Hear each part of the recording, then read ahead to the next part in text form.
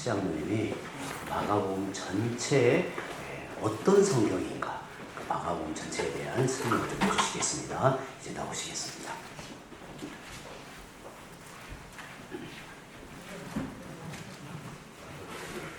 뵙게 되어 반갑습니다. 시작하기 전에 뒤편에 편지 봉투 하나 있거든요. 하나씩 가지고 들어오셔야 됩니다. 안 가지고 오신 분들은 갖고 들어오십시오.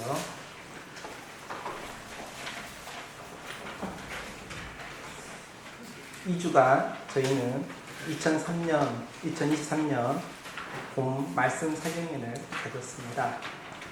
어떤 의미로는 말씀의 대잔치가 이 작은 지랑마을 시골교회에 벌어진 것입니다.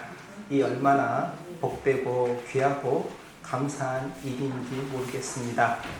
그런데 마지막 날 사경회 이후에 또 다른 잔치가 있었습니다.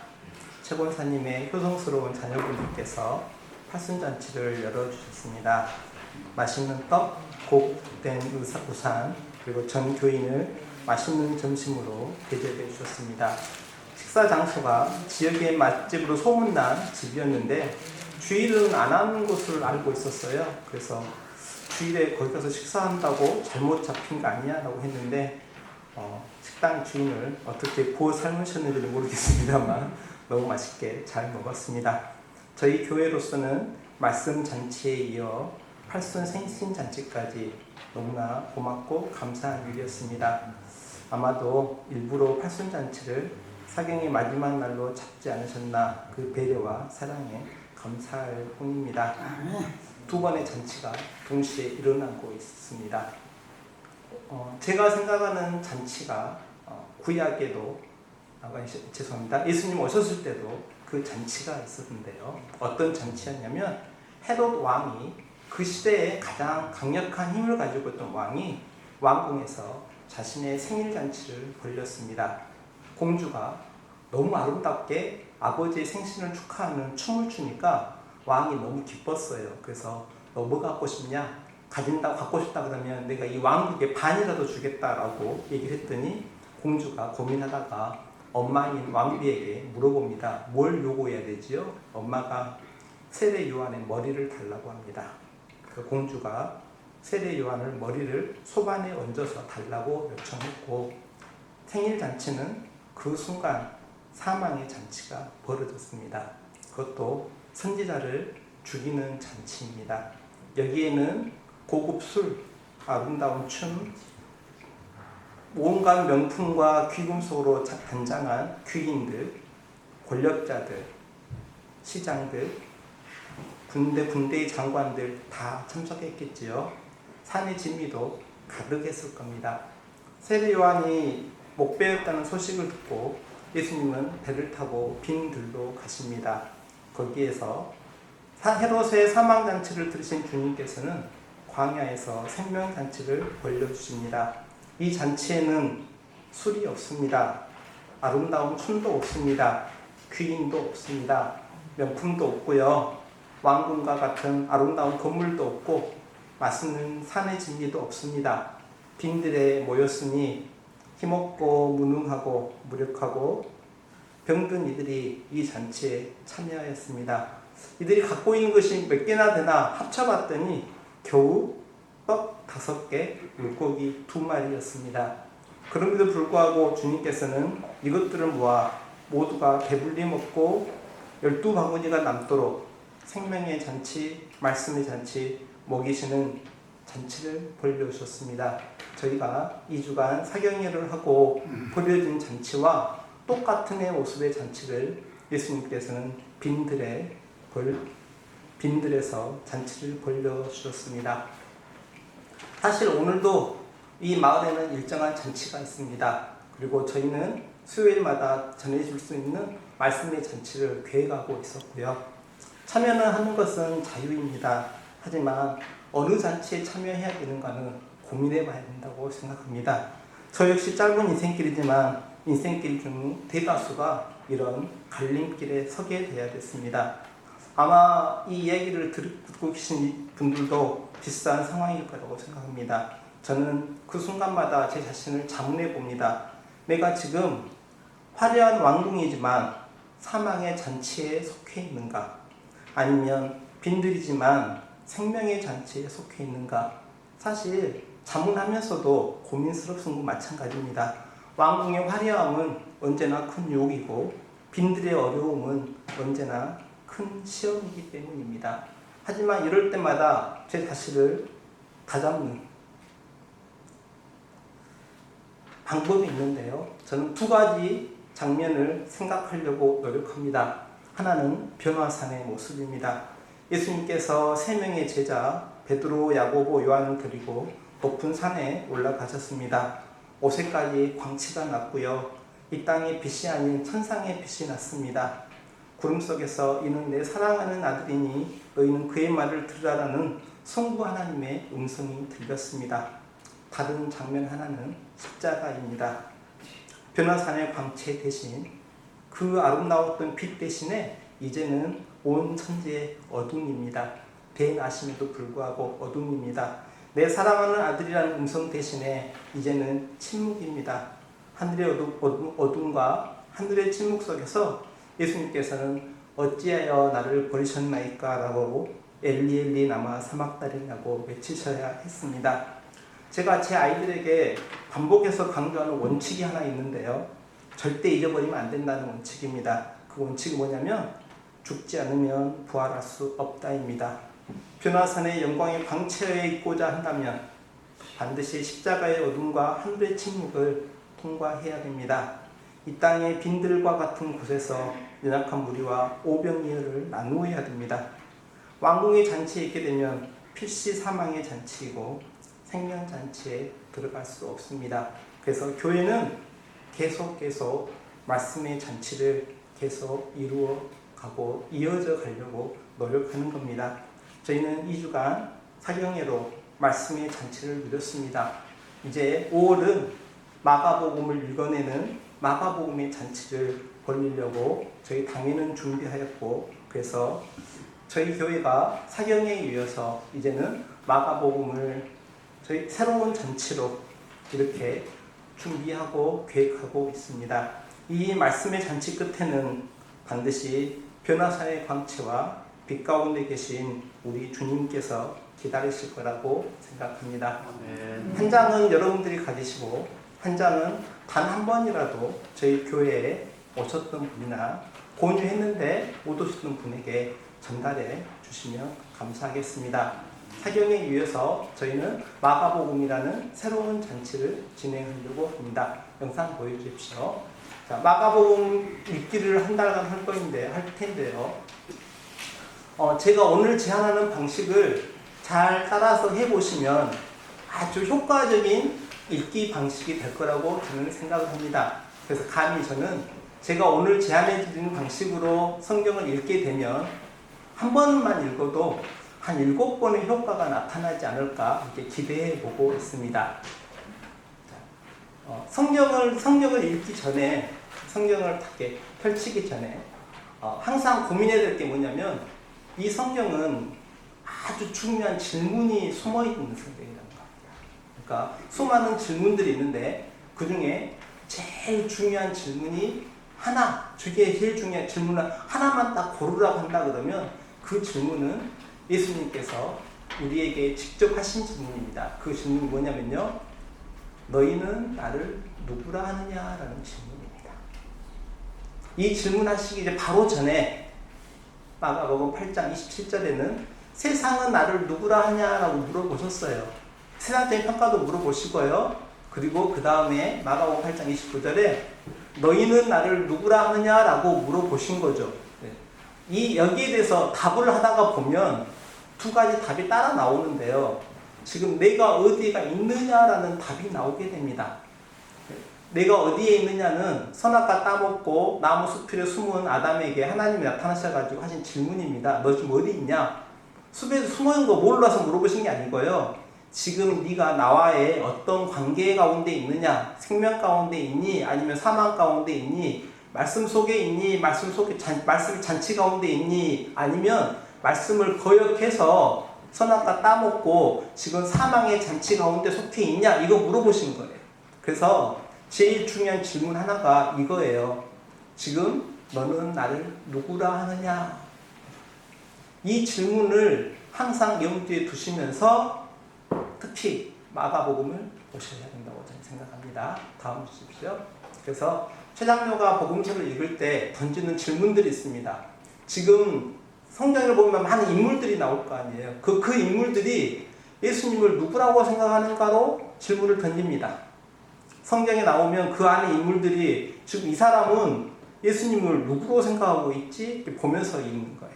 또 하나는 그럼 예수님은 이들에게 당신이 누구시라고 좀 가르치고 계시는가를 생각하면서 성경을 보는 거고요. 여기서 지나면 그 다음에 그럼 나는 도대체 어떤 모습으로 예수님을 생각하고 있는 거야? 라고 생각하면서 보는 거예요. 그래서 목사님의 설교 말씀을 들을 때도 성경을 읽을 때도 특히 복음서라고 생각한다 그러면 저는 계속 이 질문을 던져가면서 성경을 읽습니다. 이 질문을 반대로 바꿔보면 이렇게도 됩니다. 다음 주십시오. 불신앙의 모습을 찾아볼 수도 있습니다. 예수님 따른다고 모였는데 이 사람들 가운데 어떤 불신앙이 있는가를 한번 질문 던져보는 거예요. 종교 지도자들이 모였어요. 대제사장도 모이고 그러면 교계의 어르신들이 모였는데 이분들은 도대체 어떤 불신앙이 있는가도 보는 거고요. 제자들은 어떤 불신앙을 가지고 있는가도 보는 거고요. 나의 불신앙은 무언가도 보는 거예요. 이 질문을 던지면서 복음서를 읽어 나가시는 것이 하나의 방법이라고 생각합니다. 자, 마가복음을 해야 되니까 몇 가지 퀴즈를 던지겠습니다. 마가복음의 저자는 누구일까요? 마태, 마가, 누가, 요한. 누구일까요? 네, 마가입니다. 근데 마가를 부를 때는 마가 요한이라고 부릅니다.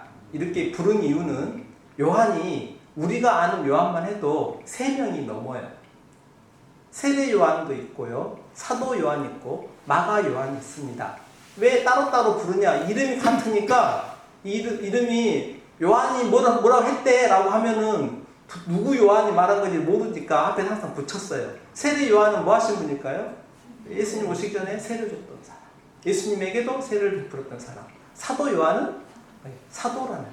그 마가 요한은 마가는 히브리식 이름이고 요한은 헬라식 이름을 약간 다르게 불렀다라고 생각하면 됩니다.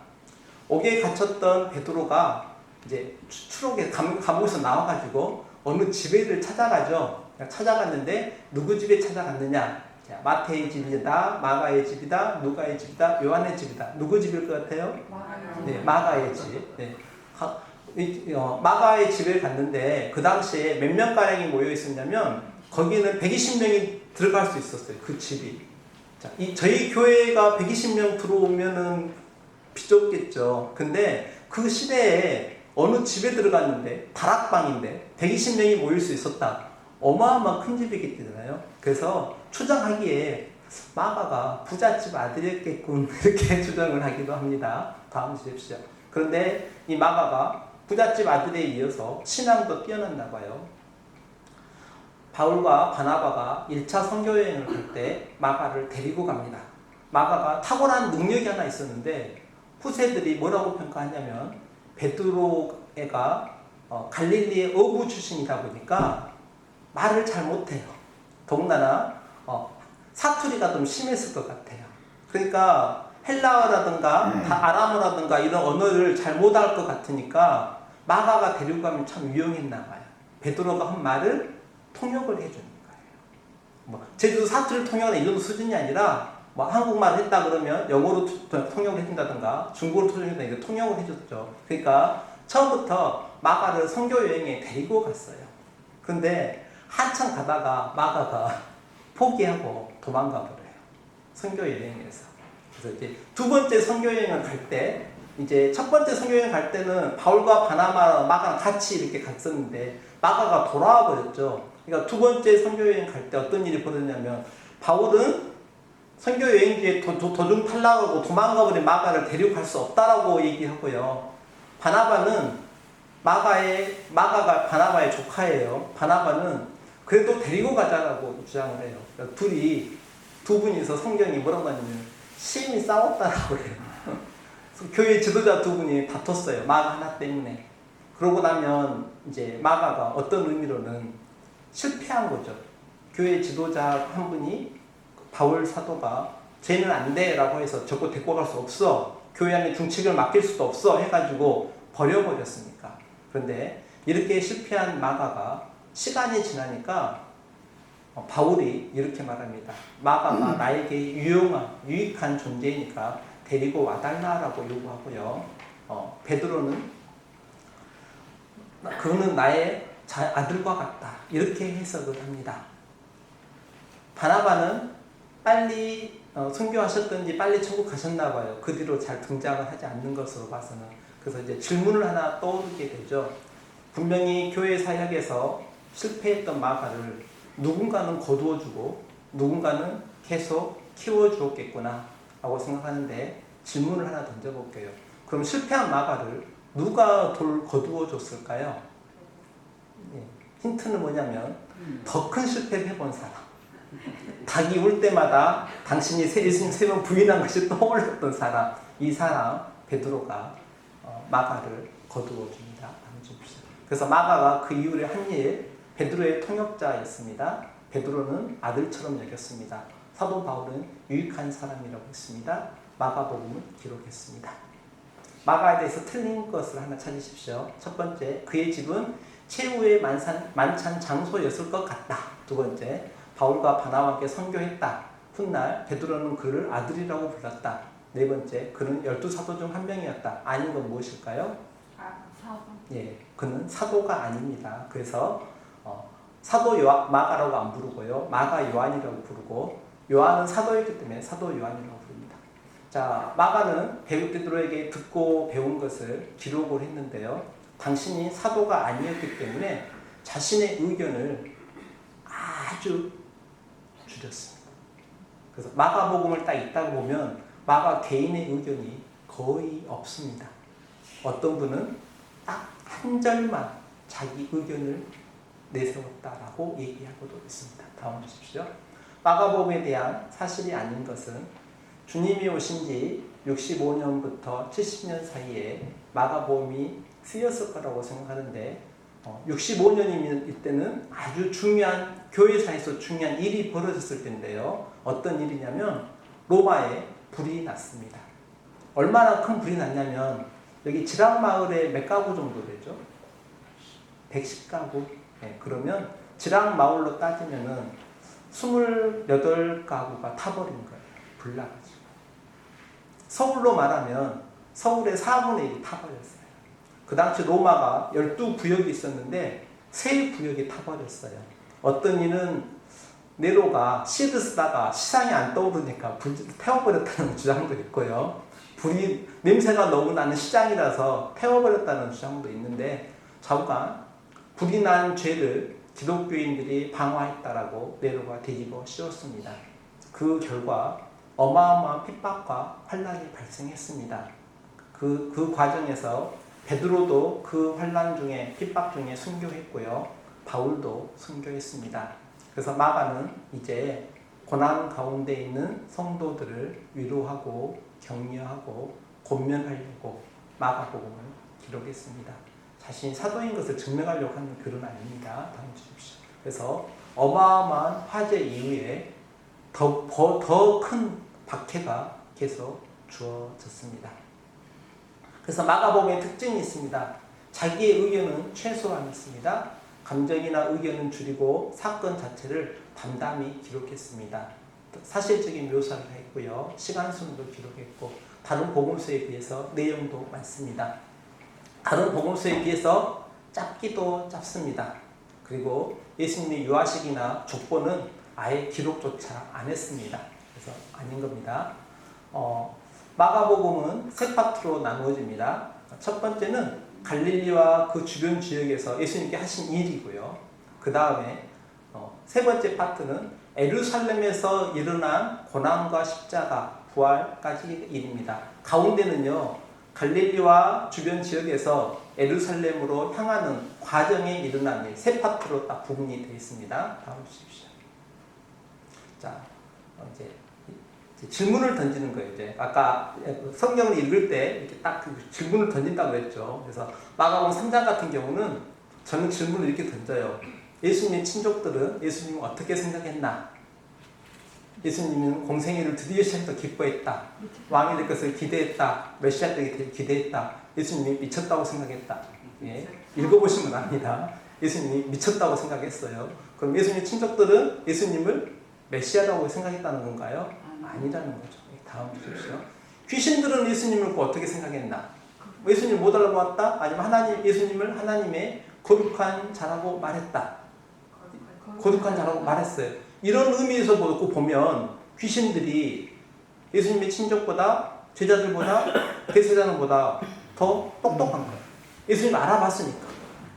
여기서 이제 한 가지 질문을 던져야 돼요. 성경 지식이 아무리 많아도 예수님하고 관계없는 귀신과 같은 인생도 있어요. 문제는 우리가 성경을 알고 예수님을 알려고 하는 것은 성경 지식을 얻으려는 게 아니고 예수님이 어떤 분이신가 알려는 거예요. 다음 주십시오. 예수님께서 중풍자를 다 고치시면서 궁금하지 않아요? 병만 고쳐주면 되지. 왜 갑자기 죄를 용서해 주셔가지고 다른 사람, 대사장들, 서기관들이 예수님을 신성모독으로 이렇게 잡아서 공격하려고 했을까? 저는 예수님께서는 당신에게 죄사함의 권세가 있는 인자임을, 메시아임을, 그리스도임을 알려주고 싶으셨다. 저는 그렇게 생각합니다. 다음 주십시오. 배 타는 기록이 몇 번 나와요. 저는 이 기록을 계속 막아는 담담히 기록을 했는데 왜 기록했는가? 저는 이렇게 생각합니다. 첫 번째, 배 고물에서 주무시는 것을 즐기시는 것을 취미를 알려주시려고 요트 타는 것을 알려주시려고 아니죠. 바람과 바다까지도 순종하시는 메시아이심을 드러내시려고 했다. 이렇게 생각합니다. 코로나와 같은 질병을 가진 여성, 그 당시에 혈류증의 여성은 다른 사람을 만지면 그도 부정해지기 때문에 지금으로 말하면 코로나 같은 전염병 질환인데 그럼에도 불구하고 여인이 예수님을 만졌어요. 그런데 예수님이 부정해진 게 아니라 여인이 정해졌죠. 이것을 기록한 이유는 예수님이 정결의 본체이신 하나님이심을, 메시아이심을, 죄가 없으신 분이심을 드러내기 위해서 일부러 마가가 성경 안에 집어넣지 않았나 그 생각합니다.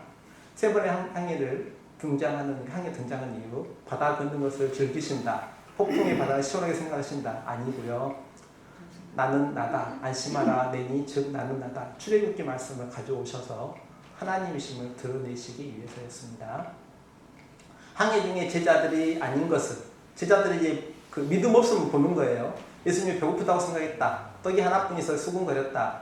예수님 4,000명 먹이신 것을 금방 이전에 있었던 일인데 까먹고 기억을 못한다. 기억 못하고 있는 거예요. 베드로가 생각하는 주님은 군사적인 승리로 로마의 치하에서 승리케 하실 왕으로 생각했을까? 아니면 이사야 54년에 고난받으신 종으로 생각했을까? 아니죠. 승리하셔가지고 왕 되실 걸 기대했어요. 그러니까 십자가에 죽으실 수 없다라고 항변하다가 사탄이라고 꾸지람까지 들었습니다. 사실 이 베드로의 모습을 볼 때마다 저도 제 모습이 보입니다. 사실 화려한 이적, 막 기적을 베풀고 병자도 낫게 하고 이 이적과 고난의 십자가 사이에서 갈등하는 건 죄송합니다. 저도 마찬가지고요. 이 자리에 계신 분들 다 마찬가지라고 생각합니다. 변화상에서 일이 아닌 것, 예수님 옷이 광채가 났다. 엘리야 모세가 나타났다. 구름 속에서 있는 내 사랑하는 아들이라 하셨다. 4번 예수님은 이를 널리 알리라고 하셨다. 아닌 게 뭐죠? 네, 알리라고 안 하셨어요. 당시에는 숨기려고 하셨어요. 왜냐하면 아직 당신을 드러낼 때가 아니셨기 때문에. 다음 주십시오. 부자 간원이 왔다가 고민하다가 갔죠. 슬픈 기색을 띠며. 왜 갔나? 1번 예수님이 그의 제일 우선순위였기 때문에. 2번 재물이 그의 우선순위였기 때문에. 재물이 그의 우선순위였기 때문에 갔습니다. 그런 예수님을 분명히 좋아하는 사람 맞습니다. 그게 찾아왔죠. 하지만 재물보다는 뒷순위였다는 거죠. 예배를 사랑하고 교회를 사랑하는 분이 있을 수 있습니다. 하지만 그에게 예배보다 예수님보다 말씀보다 더 사랑하는 무언가 있다 그러면 결국 그의 마지막은 슬픔 근심을 띠면서 근심하면서 갈 수밖에 없는 것이 저의 인생길입니다. 예수님의 모습이 아닌 것은요, 성김의 종으로 오신 겁니다. 대성물로 오신 겁니다. 나귀 타고 오셨습니다. 흰 군마 타고 성문 깨고 강단에 입성했습니다. 아닙니다. 나귀 타고 돌아가셨습니다. 자, 예수님이 십자가에 죽으신 것을 보고 예수님이 메시아라고 처음으로 고백한 사람은 누구입니까? 로마의 백부장, 장교, 대제사장, 바리새인, 서기관, 제자들. 누가 제일 먼저 고백했는지 아십니까? 백부장. 네, 로마 장교 백부장이었습니다. 그래서 마가복음의 결론을 저희 교회가 드러내고 있습니다. 사도신경으로 드러내고 있을까요? 주기도문으로 드러내고 있을까요? 십계명으로 드러내고 있을까요? 답은 사도신경으로 드러내고 있는데요. 사도신경 펴주십시오. 성경책에 사도신경 펴주시면 됩니다. 외우고 계신 분들은 그냥 외우셔도 됩니다. 자, 두 번째 줄. 첫 번째 줄 넘어가고 두 번째 줄. 그 외아들 우리 주 예수 그리스도를 믿사오니라고 얘기를 하면서 예수님이 어떤 분이신가를 사도신경으로 저희들이 고백하고 있습니다. 그리고 베드로는 예수님이 너는 나를 누구라고 하느냐라고 물었을 때 주는 그리스도시요 살아계신 하나님의 아들입니다라고 답을 했죠. 정답을 말해서 칭찬도 들었어요. 그리고 이 베드로에게 제대로 배운 마가는 마가복음 1장 1절에 이렇게 해석을 합니다. 마가복음 1장 1절. 제 가진 성경책은 페이지 수를 제가 못 찾겠네. 마가복음 1장 1절을 보시면 됩니다.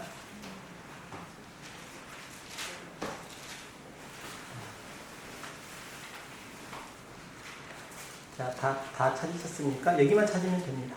자, 마가복음 1장 1절. 하나님의 아들 예수 그리스도의 복음의 시작이라. 자, 베드로에게 배웠던 것, 그리고 베드로에게 배웠던 가르침, 그것들을 가지고 이 한 줄로 모든 가르침의 내용을 이 한 줄로 모았어요. 그러니까 마가복음에 전부를 다 봐도 16장을 다 뒤져도 마가 자신의 의견은 딱 이거 하나예요. 이거 하나 딱 적어놓고 그 다음부터 하나하나 사건들을 쭉 나열해 나간 거예요. 여기에는 자신의 의견이나 감정을 최소로 하니라고 절제한 것이 눈에 보여요. 그래서 딱 한 절, 하나님의 아들 예수 그리스도의 복음의 시작이라. 이 한 절을 고백하기 위해서 이걸 했어요. 그러면 한번 생각해 봐야 돼요. 왜 이거 갑자기? 왜 이 한 절? 그리고 성경을 놓고 어떤 가장 좋은 전달법은 어떤 거냐면요. 내용을 쭉 얘기하고 그 내용을 얘기한 다음에 마지막에 이러이러한 내용 때문에 나는 예수님이 하나님의 아들이고 우리의 구원자고 그리스도이시고 그분이 바로 기쁜 소식 복음입니다 라고 얘기하고 싶은 것이 이게 공부를 조금만 한 사람이면은 다 논증을 제시하고 마지막에 결론을 딱 내세워야 되는데 마가는 입장을 바꿨어요. 결론을 딱 말하고 그러고 나서 쭉 논증을 16장까지 끌어가요.